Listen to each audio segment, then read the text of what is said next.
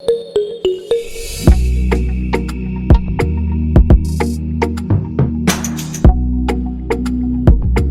difference between the LCM and HCF of two natural numbers a and b is 57. What is the minimum value of a plus b? देखो आपको number given है a और b, तो assume कर लो कि दोनों के बीच में HCF कितना है, h है। तो आप a को क्या लिख सकते हो, a को लिख सकते हो hx और b को क्या लिख सकते हो, h इंटू वाई। जैसे अगर दो नंबर है 12 और 8, तो इन दोनों के बीच में अगर HCF 4 है, तो 12 को आप क्या लिख सकते हो, 4 इंटू 3, और 8 को क्या लिख सकते हो, वो लिख सकते हो 4 इंटू 2।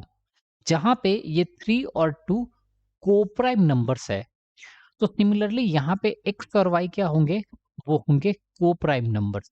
तो इन दैट केस a और b का एलसीएम कितना होगा, वो सिंपली हो जाएगा h x y, as simple as that. तो दो नंबर के बीच में आपको एलसीएम मिल गया, दो नंबर के बीच में आपको एचसीएफ मिल गया, और दोनों का डिफरेंस आपको गिवन है 57।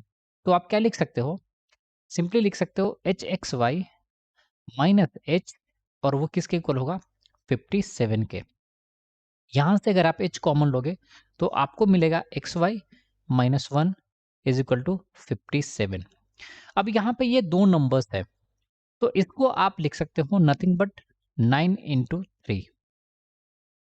तो अगर h का वैल्यू 3 है, तो उस केस में एक्स वाई माइनस वन का वैल्यू किसके इक्वल होगा, वो हो जाएगा 19 के।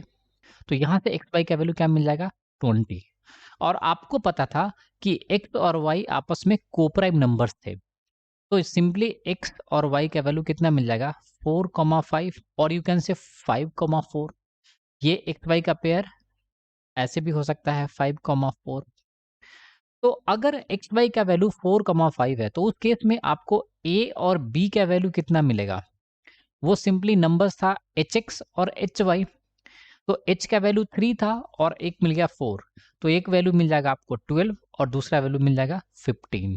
तो इन दोनों का HCF कितना है, इन दोनों का HCF 3 है, और इन दोनों का LCM कितना है, वो है 60।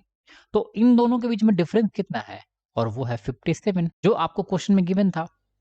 तो यहाँ से a प्लस बी का वैल्यू आपको क्या मिलेगा, a प्लस बी का वैल्यू मिलेगा आपको 27। सो हमारा आंसर क्या होगा, ऑप्शन नंबर बी। अब किसी बच्चे के मन में ये भी डाउट हो सकता है कि यहाँ पे हमने h का वैल्यू 3 लिया है, क्लियर है। तो कोई बच्चा ये भी बोल सकता है h का वैल्यू 19 भी हो सकता है, ऑफ कोर्स हो सकता है। h का वैल्यू अगर आप 19 लिखोगे, तो उस केस में एक्स वाई माइनस वन का वैल्यू कितना हो जाएगा, 3 के। तो आप लिखोगे x y minus one is equal to 3। So यहाँ से एक्स वाई का वैल्यू कितना मिल जाएगा, 4।